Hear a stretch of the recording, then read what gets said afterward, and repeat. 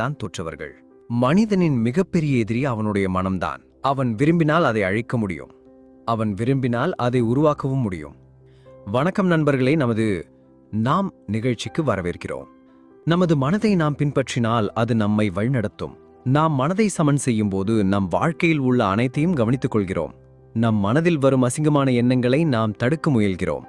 ஆனால் நாம் எவ்வளவு அதிகமாக தடுக்கிறோமோ அவ்வளவு அதிகமாக அந்த எண்ணங்கள் நம்முள் நுழைகின்றன. நீங்கள் ஒரு விஷயத்திலிருந்து எவ்வளவு அதிகமாக ஓடுகிறீர்களோ அது உங்களை அவ்வளவு அதிகமாக இழுக்கும். எனவே அந்த விஷயத்திலிருந்து ஓடாதீர்கள், அதில் சமநிலை பேணுங்கள். ஒரு முறை ஒரு மனிதன் கௌதம புத்தரிடம் வந்தான். அவன் புத்தரிடம், புத்தரே, என் மனதில் ஏன் இவ்வளவு அசிங்கமான எண்ணங்கள் வருகின்றன? என் மனதில் அசிங்கமான எண்ணங்கள் வரக்கூடாது என்று நான் விரும்புகிறேன். ஆனால் காம எண்ணங்கள் எப்போதும் என் மனதில் ஓடிக்கொண்டே இருக்கின்றன. அதை பற்றி நினைத்து நான் மிகவும் தொந்தரவாக உணர்கிறேன். இதை பற்றியெல்லாம் நினைத்து என் சக்தியும் நேரமும் வீணாகிறது. இந்த எண்ணங்கள் காரணமாக நான் ஒருபோதும் அமைதியாக இருக்க முடிவதில்லை. நான் எப்போதும் பெண்களை பார்த்து மயங்கி விடுகிறேன். என்னால் என்னை கட்டுப்படுத்த முடிவதில்லை என்றான். புத்தர் புன்னகைத்து அந்த நபரிடம் கேட்டார், இந்த காமம் என்றால் என்னவென்று உனக்கு தெரியுமா? அதற்கு அந்த மனிதன், புத்தரே, காமம் என்றால் என்னவென்று எனக்கு தெரியாது, ஆனால் அது எதுவாக இருந்தாலும் அது ஒரு மிகவும் மோசமான விஷயம் என்றான். அப்போது புத்தர் அந்த நபரிடம், முதலில் நீங்கள் புரிந்து கொள்ள வேண்டியது என்னவென்றால், நமக்குள் இயல்பாக இருக்கும் எதுவும் மோசமானதல்ல. அது நம் வாழ்க்கையில் ஏதோ ஒரு வகையில் தேவைப்படுகிறது. காமம் ஒரு மோசமான விஷயம் அல்ல. அது நம் மனதின் ஒரு உணர்வு. அது நமக்கு ஒன்றை அடைய உதவுகிறது. ஒரு விஷயத்தின் பற்றாக்குறையை அது நமக்கு உணர்த்துகிறது. பிறகு அதை அடைவதற்காக அந்த விஷயத்தின் மீது நாம் ஈர்க்கப்படுகிறோம்.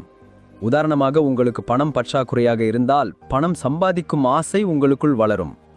எனவே காமம் என்பது ஒரு விதமான பற்றாக்குறை அல்லது தேவை உணர்வு. இந்த தேவை உடல் ரீதியானது எனும்போது நாம் அதை காமம் என்று அழைக்கிறோம் என்றார். அந்த மனிதன் கௌதம புத்தரிடம், புத்தரே, காமத்தின் பொருளை நான் புரிந்து கொண்டேன், ஆனால் அது எங்கிருந்து வருகிறது, எப்படி வருகிறது என்பதை எனக்கு சொல்லுங்கள். கௌதம புத்தர், காமம் எங்கிருந்தும் வருவதில்லை, அது நமக்குள்ளேயே இருக்கிறது. அது இருப்பது அவசியம். அப்போதுதான் மனித இனம் பெருகும். அந்த மனிதன், அது நமக்குள்ளேயே இருக்கும்போது, அது அவசியமானதாகவும் இருக்கும்போது மக்கள் ஏன் அதை தவறு என்று அழைக்கிறார்கள்? புத்தர், இங்கேதான் பிரச்சனை இருக்கிறது. மக்கள் காமத்தை பற்றி தவறாக நினைத்து அதை மறைக்கவும் அடக்கவும் முயல்கிறார்கள். காமம் தவறானதல்ல, ஆனால் பாலியல் ஆசைகளை தவறான வழியில் பயன்படுத்துவதுதான் தவறு. மக்கள் தாங்கள் நேசிக்கும் ஒரு நபருக்காக மட்டுமே வாழத் தொடங்குகிறார்கள். அந்த நபரை அடைவதையே தங்கள் இலக்காக கொள்கிறார்கள். எப்போதும் அந்த நபரை பற்றியே நினைக்கிறார்கள். ஆனால் இதெல்லாம் தவறானது என்றார். புத்தர் அந்த நபரிடம், விலங்குகளுக்கும் பாலியல் ஆசைகள் உண்டு என்பது உனக்கு தெரியுமா என்று கேட்டார். அந்த மனிதன், ஆம் புத்தரே, விலங்குகளுக்கும் பாலியல் ஆசைகள் உண்டு. ஏனெனில் விலங்குகளும் தங்கள் சந்ததியை பெருக்குவார்கள் என்று பதிலளித்தான். புத்தர், அப்படியானால் விலங்குகளின் பாலியல் ஆசைகளை நாம் ஏன் பொறுத்து கொள்ள வேண்டும் என்று கேட்டார். அந்த மனிதன், எனக்கு தெரியாது மகாத்மா, நீங்களே சொல்லுங்கள் என்றான். கௌதம புத்தர், விலங்குகள் தங்கள் காமத்தை இன்பத்திற்காக பயன்படுத்துவதில்லை. அவை தங்கள் சந்ததியை பெருக்குவதற்காக மட்டுமே அதை பயன்படுத்துகின்றன. இயற்கை விலங்குகளுக்கு அவ்வளவுதான் கொடுத்திருக்கிறது. காமத்தை நம் மகிழ்ச்சியின் அடிப்படையாக கொள்ளும் புரிதலை நமக்கு கொடுக்கவில்லை.